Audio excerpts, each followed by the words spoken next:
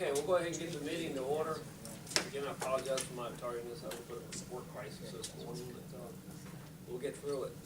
We'll go ahead and have a roll call if we would, please. Mr. Barr? Here. Mr. Bento? Mr. McGuire? Here. Ms. Rudisil? Here. Mr. Toops? Here. Mr. Wallace? Captain Watkins? Yep. You have a quorum. All right, very well. Thank you very much. And again, thanks everyone for joining us this morning. I know everybody's got a lot going on, so we'll try to push this along, get things taken care of. The minutes from the last meeting have been presented electronically. I presume everyone has had a chance to read them over. Any discussion on the minutes, any additions or deletions? If not, I'll entertain a motion to have the minutes accepted as they're presented. Motion and second. Mr. Toops, all in favor say aye. Aye. Very well, thank you. That takes care of that. I will move on to the financials. Ms. Kelly, Ms. McIntyre. Good morning.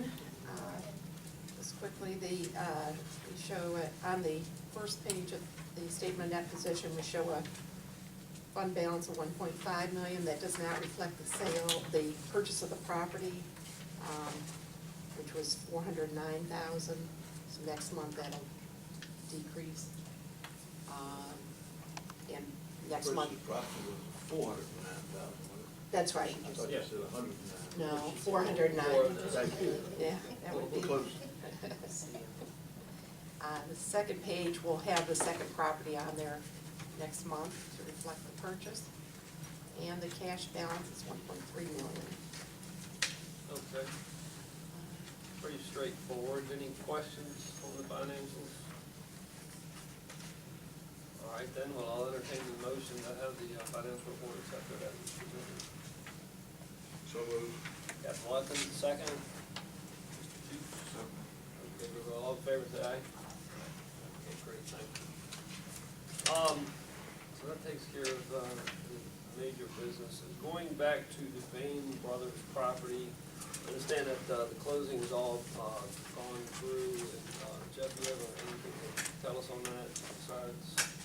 Not much other than that. The closing is complete. So we do own that property now. EPA is going full steam ahead, trying to get it into the program. Right. And DEQ is taking a look at our documents on that. So we're proud of it, it's a piece of property. And we're working closely with engineering to do a subdivision plat to combine the two parcels, the former school board property and the former Bain property into one parcel for the PPIC, as well as do a wetlands delineation to be able to move forward with all the information for the arrangement with the EPA. The wetlands section of that, I presume, will be clearly segregated, marked off, so that we'll know what we have marketable and not marketable. Okay. All right, any other questions as far as the Bain property, or discussion on that? The amount of acreage that will be viable that we can use is how much? We're still determining that. In rough figures, round figures, the school board property is a total of 6, and the Bain is a total of 8. You combine that, you get 14. We think there's about 4.5 of wetlands. Once that's delineated, we'll know. Thank you. And voting to combine them, is that an amendment process again, or nothing? No, that's just a subdivision plat.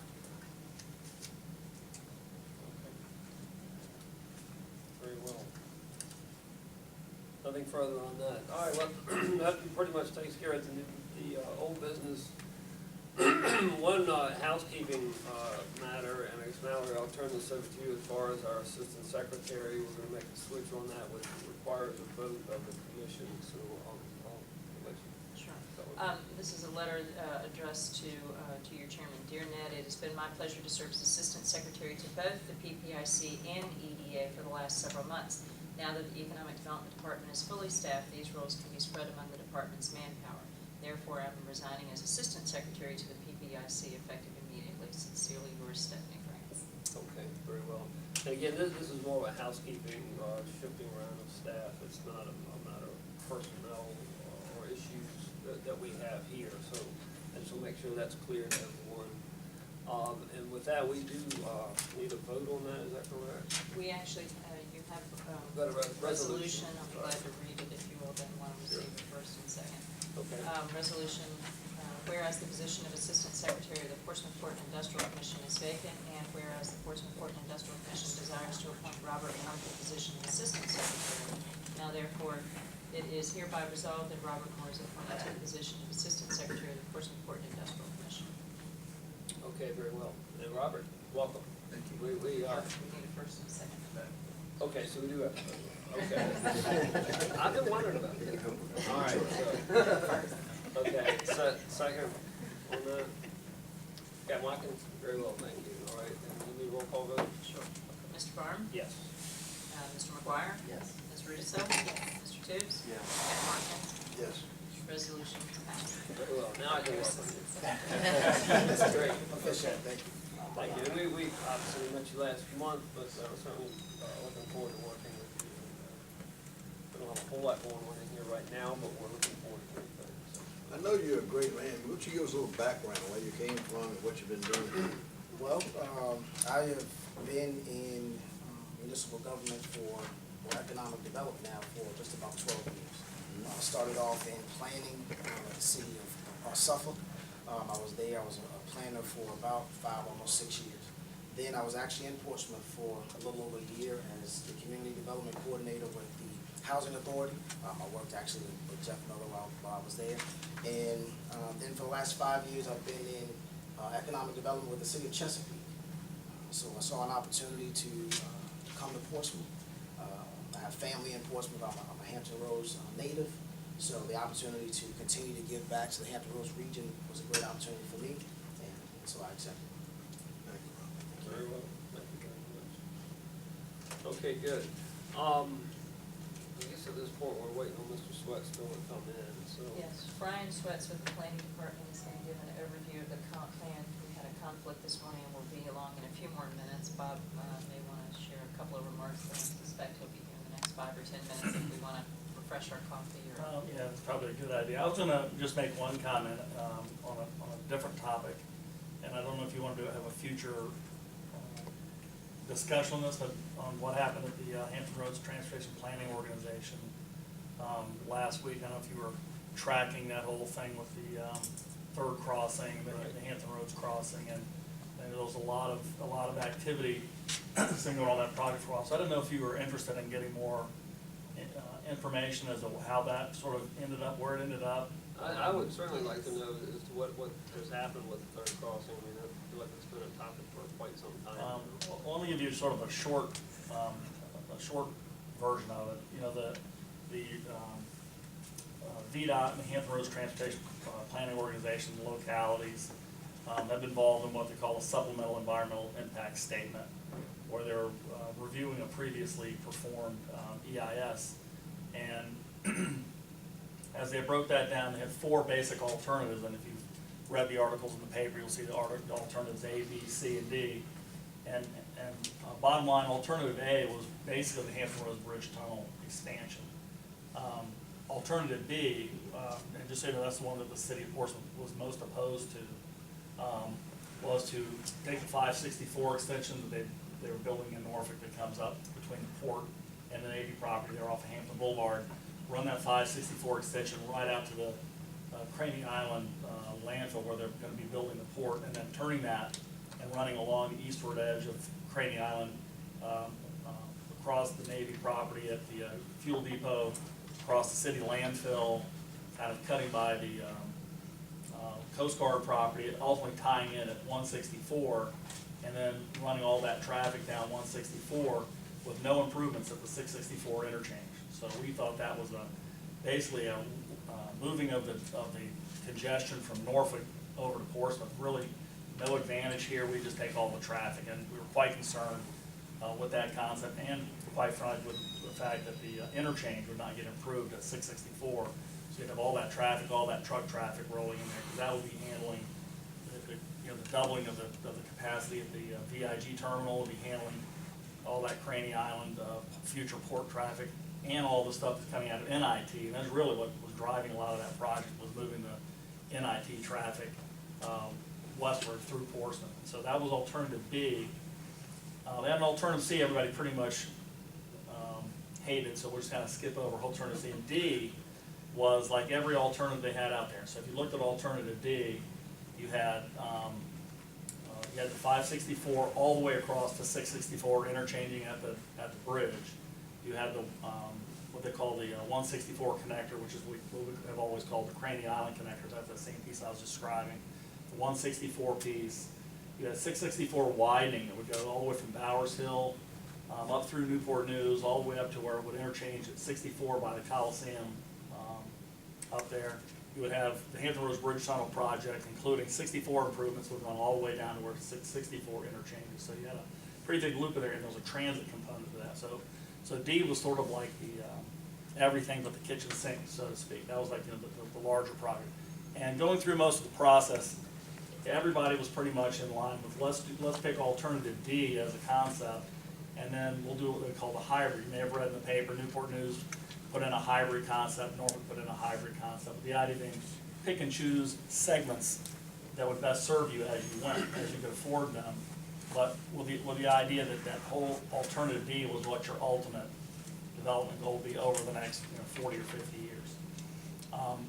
For whatever reason, as that process started picking up speed, the Secretary of Transportation, the Port Authority, started really pushing hard for alternative B. And pretty much started saying that's going to be the only alternative that the Corps of Engineers can approve. The Navy supports that, and so there was a real big hard press to do alternative B, including an accelerated schedule to move this thing along to get to the Commonwealth Transportation Board by their December meeting. And bear in mind that the funding for these projects is a combination of Hampton Roads Transportation Funds, that's a local tax that got approved a couple of years ago, toll roads, hot lanes, and so at this point, there's really no state money. We're trying to figure out why the state was pushing so hard. The state hasn't got any money in this project at this point. It's all local money or all local toll money. But in any event, that was sort of the push. As we were getting closer to the TPO meeting, I can tell you that it hasn't been very well reported in the paper, but there was a split happening in Hampton Roads. So all this discussion of all this unity at the meeting was not the way it started on Thursday morning at all. And Thursday morning, we had a sizable group in which we were involved in, basically saying we're not voting on this thing. That was Norfolk and some others. Totally unhappy with this alternative B that was being pushed. There was a lot of scurrying around during the meeting, people trying to position where we would go. And so at the end of the day, I think there was a recognition that that push for alternative B was not going to happen. That there was going to be enough communities around that project were going to be fighting it, that people didn't want to have a sort of a bloodbath in public fight last Thursday. So during the meeting, we had a bunch of sidebars out in the hallway, which I myself was involved in a bit of that.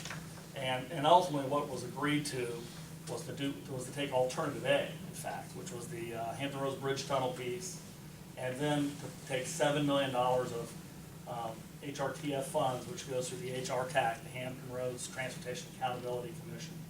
Take that $7 million and do a real study of all of those crossings, a detailed study of the 564 crossing all the way to 664, the 164 or the Craney Island connector piece, to look at the 664 improvements and do a real serious assessment of what those things are. And that process is to take 36 months. So, end of the day, what you ended up getting at that was alternative A, which is the Hampton Roads Bridge Tunnel piece, which now they will move forward to the Commonwealth Transportation Board on, and then this 3-year study of all those other alternatives. So that's where it ended up. I can tell you that's not at all where we were at 10:30 in the morning.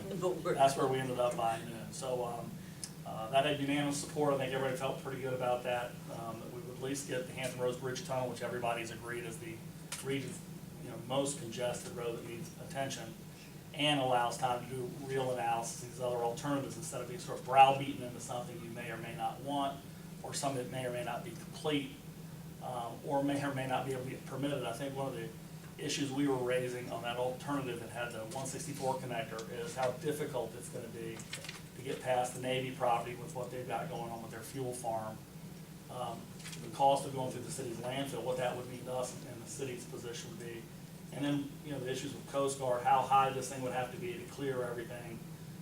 There's a whole bunch of technical issues that as much as they were pushing to hurry this thing along, we think there was a lot more assessment need to be done with find out whether or not it's actually feasible before you get yourself committed to taking an alternative. And one thing that only a lot of people understand, once the region selects one of these things, all those other alternatives are dropped out of the region's long-range transportation plan. So that was one of the reasons this was a critical vote, that, you know, once you took an alternative, all those other pieces drop out of our 2040 plan. They all drop out, so they're not eligible for funding. They have to get kind of brought back into the plan in some pieces. So there was a lot of concern about that. And again, that's one of the reasons that alternative D was so popular, because that had everything in it, even though it was financially not feasible to do all of it at once. So that's sort of the short story of what happened the other day. I'm not sure it was clear to everyone from the newspaper articles. Quite frankly, when they had that article the other day about winners and losers, you know, Portsmouth didn't get mentioned in there at all. But I think at the end of the day, we were quite a winner in that. We certainly avoided being a loser. We were a mover. And so we were definitely pretty involved in making that done.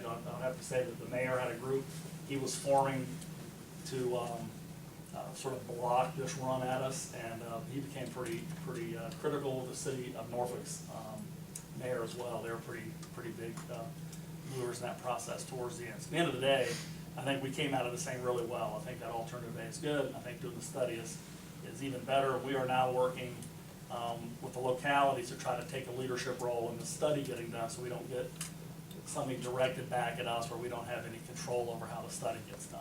So I'm glad to answer any questions anybody has any about that. And Dr. Patton's at the meeting. Yes, I agree with Mr. Baldwin. I wish the newspaper had captured just how all the municipalities, all the mayors, the planning directors were working together on this one project on that one day. You would look up, someone was going to side door, someone was going to far door, you come back, then it was 5 million, now 7 million. And it was so interesting because you saw give, you saw take, and you saw collaboration. I'm new at the table, but they indicated never has there been a vote and all 17, because we have counties and others represented, all 17 voted yes. And I mean, it was just everybody, those who are long-term, sat back and just say, I can't believe we got this done. So it was very positive. It was very good for Portsmouth, because Portsmouth was a leader in helping the collaboration, and the mayor was talking with other mayors, and at the end of our we worked a long time. The vote came, and it was passed, so it was great. And as Mr. Baldwin, many of you know, is highly respected in the area, will be a part of making sure that as the study is done, he's at that table, and we'll make sure what is supposed to be in there for Portsmouth is there. And I'll just add one little sidelight that there was a note in the paper that was sort of unexpected that Delegate Yancey read the motion. And just for a little background on that, as part of that conversation was going, there wanted to be some assurance from the people at the state level that they were actually going to be held accountable to what they were sort of agreeing to as that negotiation was going on. So they wanted a public statement from the state officials. And so that's why the actual delegate made the motion, which is normally unusual. Usually one of the localities would make the motion, but there was an interest in getting the state to be on the record with what the motion was going to be and that the money was going to be made available. Because that's, again, a $7 million commitment to doing the study, and so that's pretty significant. People didn't want to find out on Friday they changed their mind. So it was a quite interesting day. I think, again, these are huge projects. We're talking in the billions of dollars, or road projects. There's a lot to go on in terms of design and how all these things are going to come about. But ultimately, these are very important projects for the port, for all our port-related businesses, for trucking industry, for all of those things. There's already discussion about doing some work towards Route 58.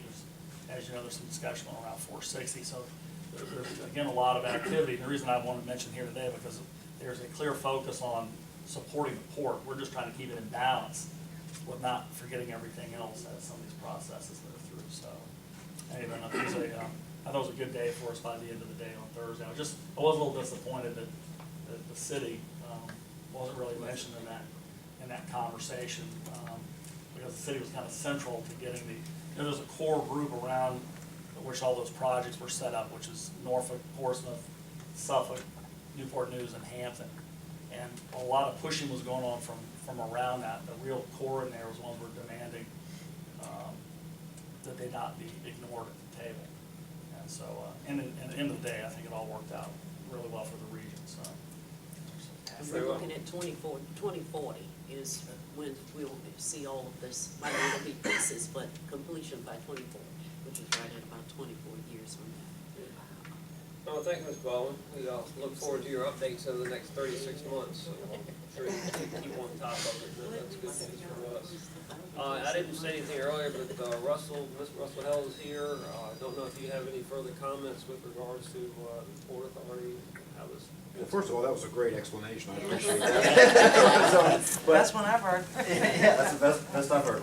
I just want to highlight the collaboration. I think that goes a long way as far as hopefully setting an example and precedent and others to come from that. And I just mentioned that one of the things that was all agreed to for the study was to get everybody in the room together at the table to work through all these issues, as opposed to having people sort of working in little pockets around. So I think that's another one of the lessons that came out of the collaborative thing that happened at the end, was the need to have everybody at the table. That you can't leave the Navy out, you can't leave the port out, everybody kind of jumping into the second, wait a minute. Too many loose ends for projects of this important magnitude and trying to get scheduled out. So I think that was a lesson learned to everyone in the process, that a lot of people felt like they were being left out or pushed.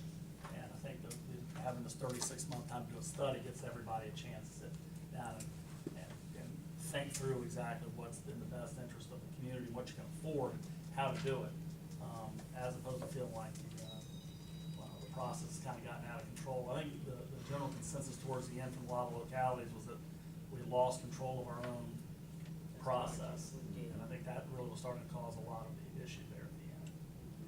And I think it's something that the governor has just been stellar at making sure municipalities work together. We're not going to do this if Portsmouth is not at the table, or you're not talking to Chesapeake or Norfolk.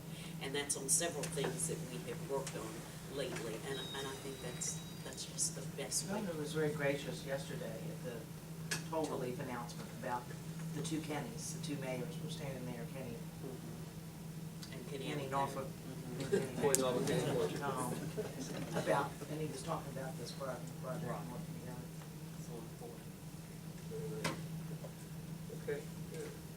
Dr. Patton, anything else from your side as far as the city manager's position? No, we're just working on many great projects, and we have just a lot of energy and synergy that's going on across the city, and we're just excited and, Okay. and moving forward. We have we only have 2 more city council meetings after tonight, and so that we are not meeting on November the 8th. And it cannot come fast enough. It is my birthday. It's our birthday, and not many people rush their birthdays along. But I am excited that my birthday is 2 weeks away. And we're gonna meet on the 22nd, city council will meet on the 22nd. And the final meeting of the year is December the 13th. And tonight is the council will recognize Breast Care Awareness Month, where she has her pink sweatshirt, and she will forget that we'll wear tonight, so, just stay tuned to greater things continuing. Very well. And Mrs.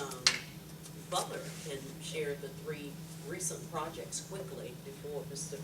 Sweat starts. Sure. I mean, I think you all are all aware of the Copper and Oak Spirits Group that is going in the micro distillery that is going in the Montgomery Square, part of the Montgomery Square space. They're slated to open first quarter of next year. And then since we last met, Legend Brewing Company has announced that they're going in the ground floor of the Seaboard Building in 4,000 square feet to do a micro brewery there, and that's quite exciting. And they will be doing, they're looking at dates to have a formal ceremony, essentially a tapping of the keg.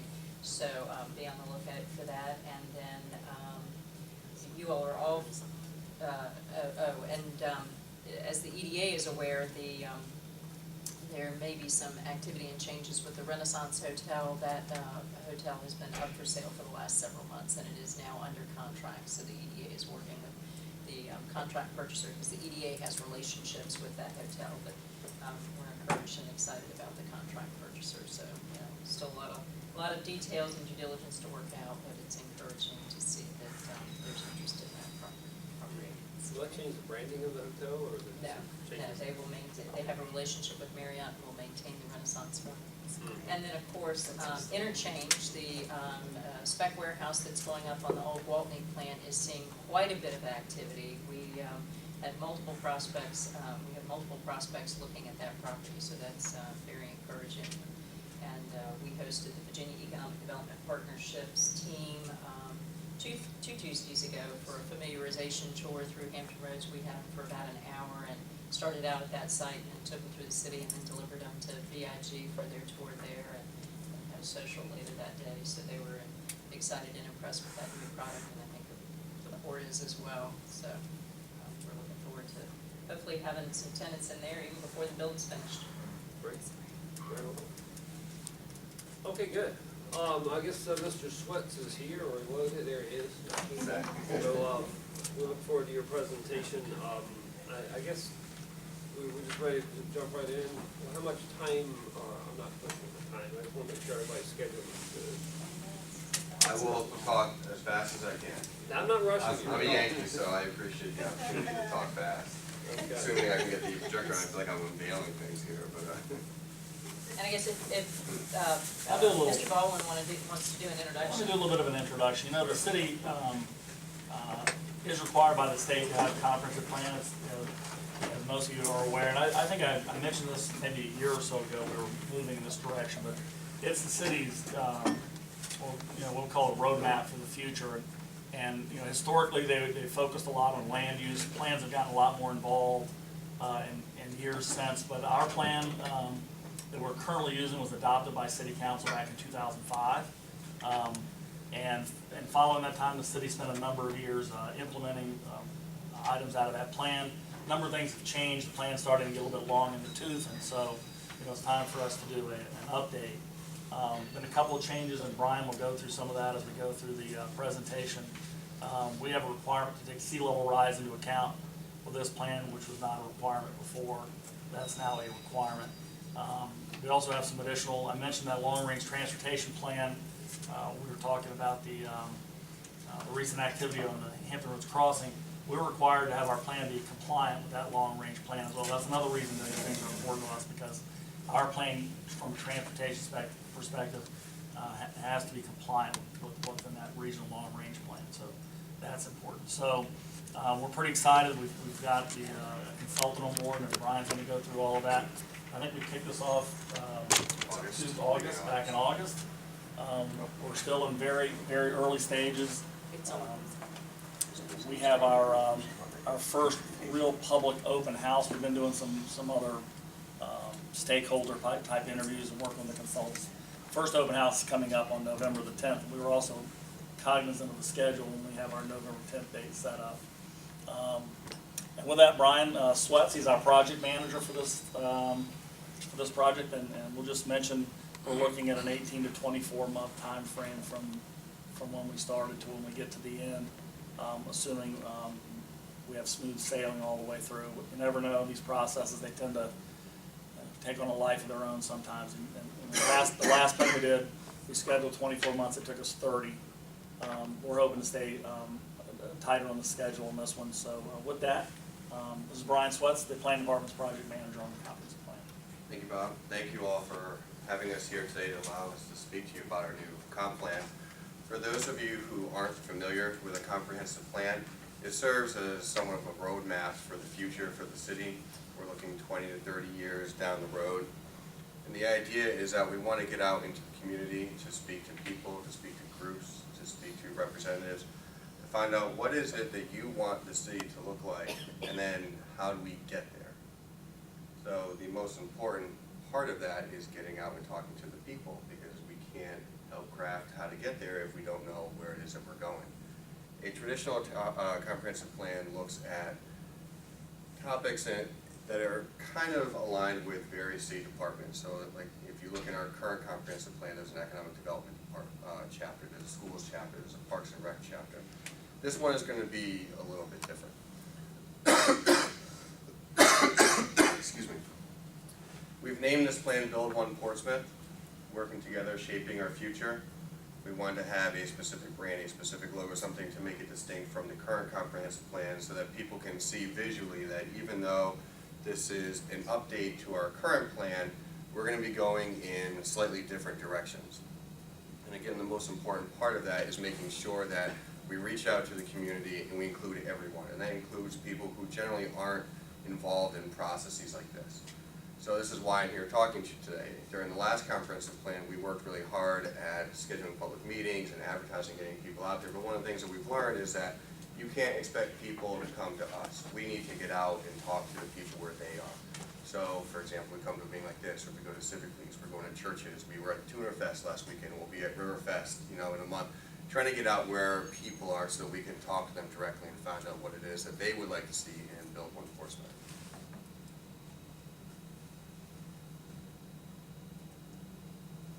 What I would like to see. Sorry.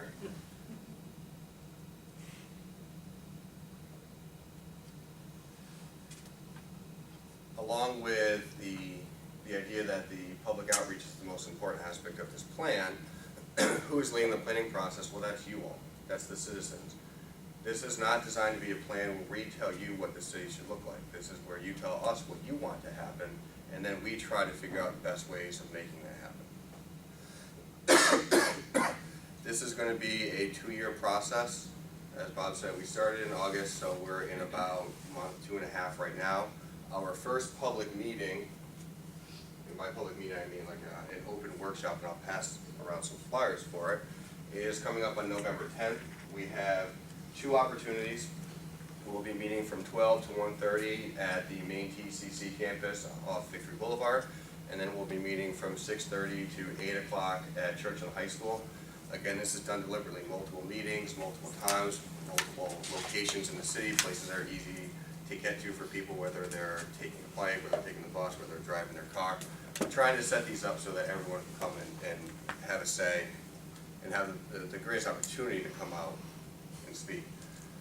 At these public workshops, they're designed to have very little city participation. They're designed to be about the community talking with each other, looking at areas of strengths and weaknesses, talking out what they think are priorities, and then they tell us. We will write this down. We'll have a database online for everyone to be able to see what it is that we're doing, see what everyone is saying, to participate before and after meetings.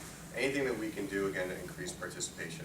Like I said, the first one is November 10th, and then we will have 3 others after that. We're looking at the beginning of February, and for our vision workshop, our frame workshop, we're looking at mid-June, and then the first public review draft we're hoping to have in early winter of 2017 or early 2018, and hopefully will be adopted by City Council in early summer, late spring of 2018. That's the goal. How can you get involved? Well, there's 3 things that we would ask of you to be involved. First of all, the most important, but 2, if you can come to our public open houses. You all are important members of the community. People look up and respect your voice, and so having you at these events is helpful to get your feedback directly so that we can talk and we can vet it. The second is we would ask if you are willing and able to please spread the word about both Build One Portsmouth and the public events that we're having, and our website, buildoneportsmouth.org. I've got extra flyers here if anyone's willing to take them. Please tell your friends, your family members, your business associates if you're willing to post a flyer somewhere. Anything that we can do to spread the word so more people know that this is going on would be helpful. And then finally, participating online. We know that people are busy. We know that going to a public meeting is a significant time commitment, especially if you have children. So this is why we're adding online components to try to give people every opportunity to reach out and speak to us about what they're looking for. You've seen the flyers. And I talked a little bit about what we're doing. We'll have small group tables, we will have mapping exercises, we'll have a little bit of time to write and to think and have some introspection, and then we'll meet as a large group to talk about what we found. The beginning, the first workshop is talking about the strengths and the opportunities in the city. We expect that then naturally people will gravitate to where are some of our weaknesses, where are things that we need to improve. But we'll use this to help craft a vision for the future, which we'll talk about at our February meeting. And from there, we start coming up with strategies. We'll have an outline for what the plan will look like that we will discuss in June. And then in early winter, we'll have our first draft for public review. Everything will be all fleshed out. The idea of this plan is that it is cognizant of the fiscal realities in Portsmouth. This is not supposed to be a document that is going to tell you we can do things that we know we can't afford. The other is that this plan is implementable. And so from the beginning, we've said that this has to be a collaborative effort among city staff, not just by the Planning Commission. So for example, when we were doing our interview process, Mallory was an integral part of that. We asked her to look at all the people who applied. We asked her to sit in the interviews and to ask questions related to economic development. We've spoken to her multiple times already. We have another phone call set up this week. We are trying to make sure that everyone in the city is on board and that we are incorporating what they are doing so that we are all working together to try to achieve something better as opposed to us all working separately. Again, buildoneportsmouth.org is the website. You can go there for updates on what we're doing or what we have been doing. There's an online participation component to it. My contact information is on the screen. Please, if you have any questions, if you know anyone who has any questions, direct them directly to me and I will reach out to them. This is a 2-year process, so I hope that this is not the first and last time I see you all. I'm happy to come back at any point to tell you what we've done, to solicit input, to tell you where we're going. I'm also happy to come out and speak to any other groups that you may be a part of. Again, just contact me and we'll work into our schedule. We have to go to where the people are if we want to get an accurate vision for what this city should look like. And with that, I will be happy to answer any questions.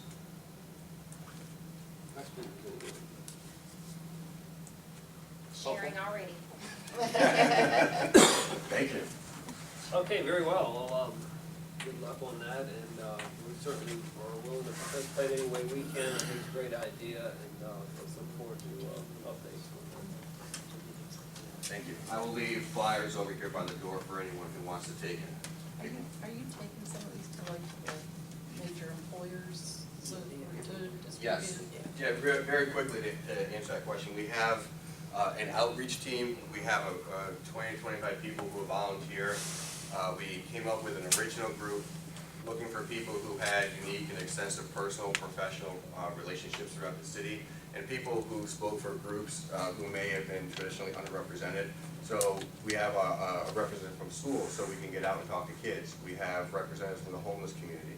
And again, trying to find anyone who can reach people that we won't necessarily be able to get to, that we may not be aware of, or we have a hard time contacting. So we have these volunteers who are helping us to go out and post flyers and talk to people and distribute surveys and questionnaires, so that it's not just a city-led effort. We're also going into the community and asking the community to help us out with this. All right, again, thank you very much for that. I don't believe we have anything for closed session. Okay, that being the case, anyone else have anything for contribution in the commissioners? Do you allow public comment? Not necessarily, no, not at this meeting, but I'll certainly go and meet up with you in a moment. Okay. That being the case, I guess we'll go ahead and make a motion for adjournment and okay. And we're adjourned, thank you very much.